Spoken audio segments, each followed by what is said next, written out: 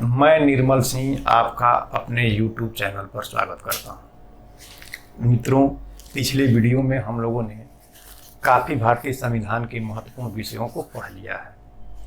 आज हमारा चर्चा का विषय होगा वित्त आयोग। मित्रों, ये टॉपिक छोटा जरूर होता है, लेकिन यहाँ से क्वेश्चन ज़्यादा पूछे जाते हैं।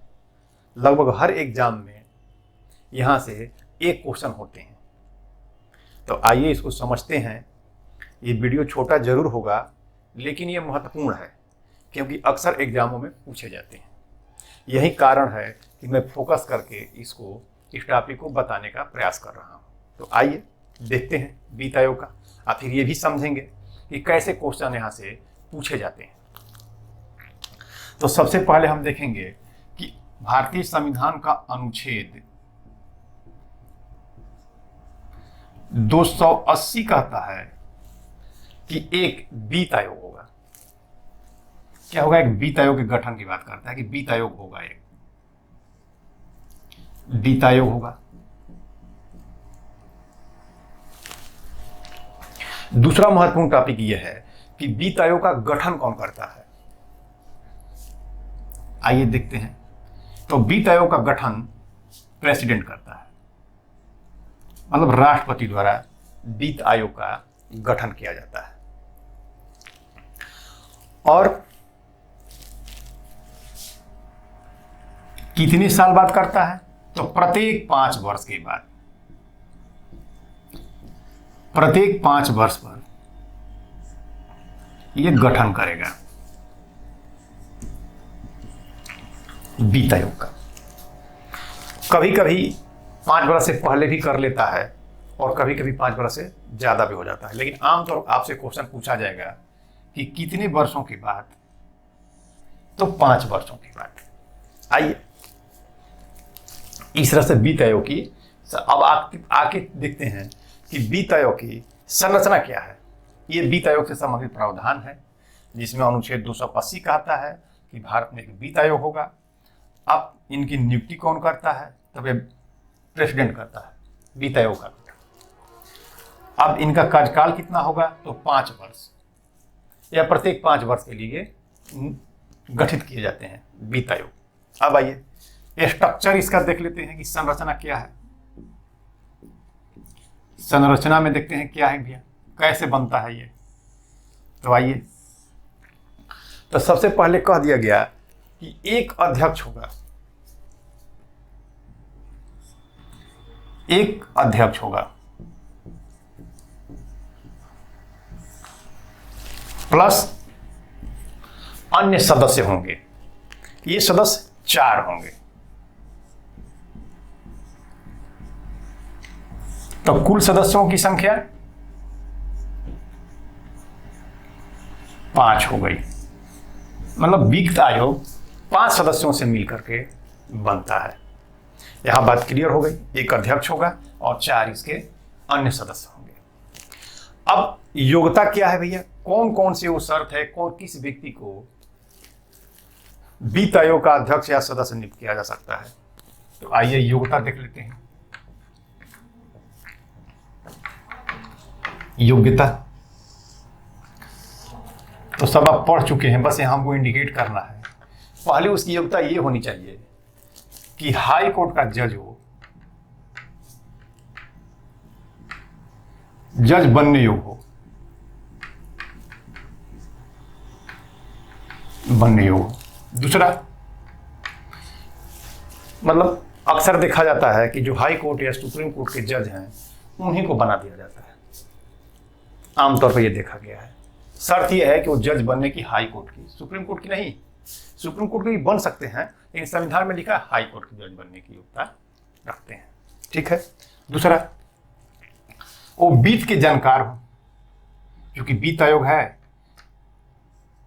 तो वित्त के मामलों के जानकार होने चाहिए। वित्त के मामलों के जानकार होने चाहिए।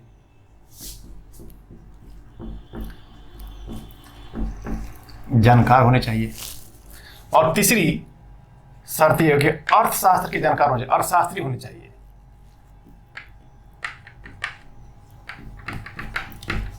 अर्थशास्त्री हो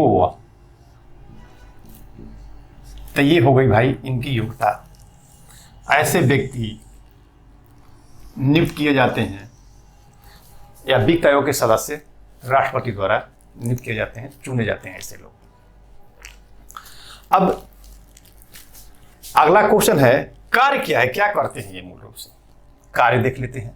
ये क्वेश्चन आपसे पूछता है, यहां थोड़ा ध्यान रखिएगा। कार्य इसका सबसे महत्वपूर्ण कार्य है जो आपसे पूछता है क्वेश्चन एग्जाम में, केंद्र और राज्यों के बीच टैक्सों का विभाजन। इसको ऐसे समझते हैं, पहले समझ लेते हैं। केंद्र एवं जो राज्य हैं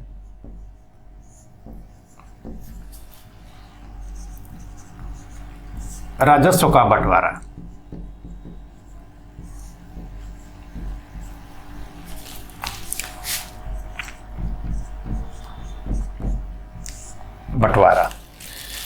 मित्रों, मेरे कहने का यहां आशय यह है कि भारत सरकार द्वारा बहुत से टैक्स जनता पे लगाए जाते हैं और वसूले जाते हैं, और उन टैक्सों को एक जगह रखा जाता है। फिर ये जो वित्त आयोग है यह निर्धारित करता है कि राज्यों को इस राजस्व से कितना हिस्सा दिया जाए।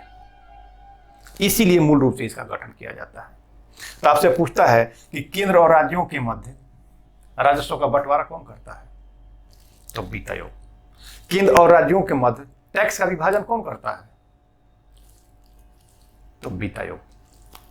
फिर आपसे क्वेश्चन पूछता है संविधान के किस अनुच्छेद में वित्त आयोग के गठन का प्रावधान है, तो अनुच्छेद 280। मैं बता रहा हूं जो क्वेश्चन यहां से पूछते हैं।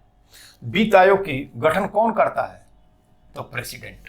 ये बार बार रेलवे, एसएससी,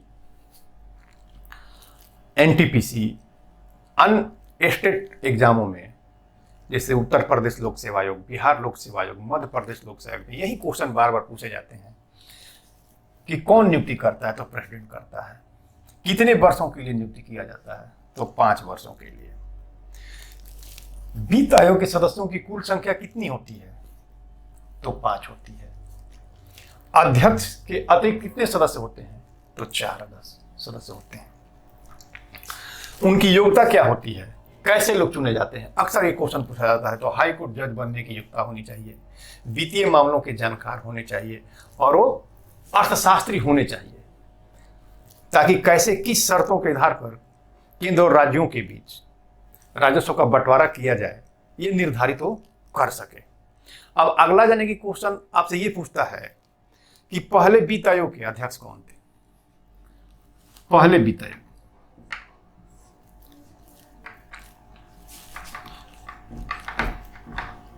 आयोग के अध्यक्ष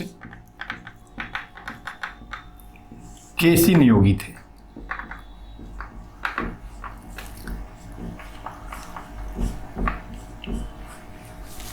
अब इनका कार्यकाल 1952 से 5 वर्षों की, जैसा कि बताया कार्यकाल होता है 57 तक। ये पहले वित्त आयोग का अध्यक्ष थे। अब इस समय जो वित्त आयोग चल रहा है, तो 15वां वित्त आयोग। आपसे क्वेश्चन पूछ सकता है कि इस समय कौन सा वित्त आयोग चल रहा है, तो 15वें वित्त आयोग। अब इनके अध्यक्ष कौन है, तो एनके सिंह।